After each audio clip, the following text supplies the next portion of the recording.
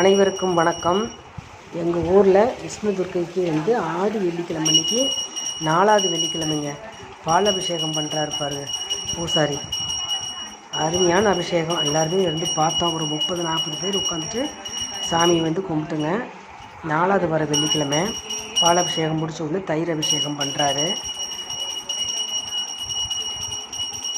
இந்த அபிஷேகத்துக்கெல்லாம் ஒவ்வொரு பலன் இருக்குதுங்க. ஒவ்வொரு அபிஷேகத்துக்கும் ஒவ்வொரு பலன் இருக்குது. 4 வாரம் போய் முடிச்சுட்டு 5வது வாரம் நாங்கள் போக போகிறோம். எங்கள் வீட்டுக்கு பக்கத்துலேயே 2 தெரு தள்ளி தான் இருக்குது இந்த கோயில். குங்கும அபிஷேகம் பண்ணுறாருங்க.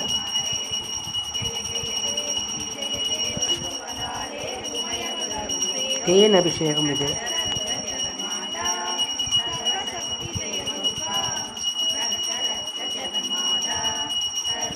நிறைய பேர் எல்லாம் தேன், பால், இளநீ எல்லாம் கொண்டு வந்திருந்தாங்க.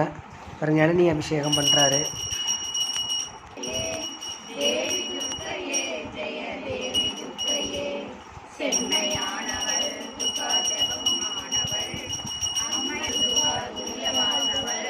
மஞ்சள் அபிஷேகம், சந்தன அபிஷேகம் பண்ணாருங்க. அவ்வளோ சிறப்பாக பண்ணுறாருங்க இந்த பூசாரி. எல்லோரும் சாமி தரிசனம் பண்ணிவிட்டு வளையலெல்லாம் கொடுத்தாங்க. மஞ்சள் குங்குமம் கொடுத்தாங்க.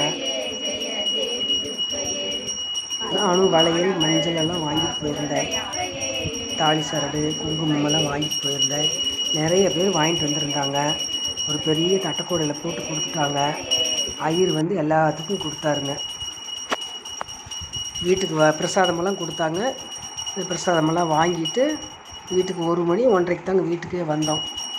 4வது வாரம் ஃப்ரைடேங்க. சந்தன அபிஷேகம் முடிஞ்சிருச்சு.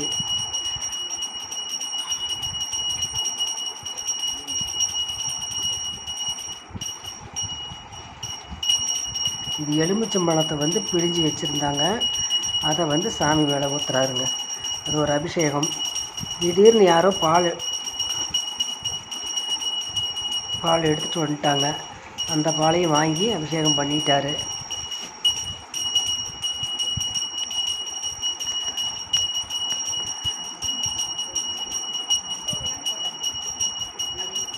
அப்புறம் எல்லோரும் வந்து நகையெல்லாம் கழட்டி கொடுத்தோம். சொர்ணாபிஷேகம் இதுக்கு பேர். இந்த சொர்ணாபிஷேகம் பண்ணுறதெல்லாம் பார்க்குறதுக்கு கொடுத்து வச்சுருக்கணும். எவ்வளோ அருமையாக இருக்குது பாருங்கள் சாமியை.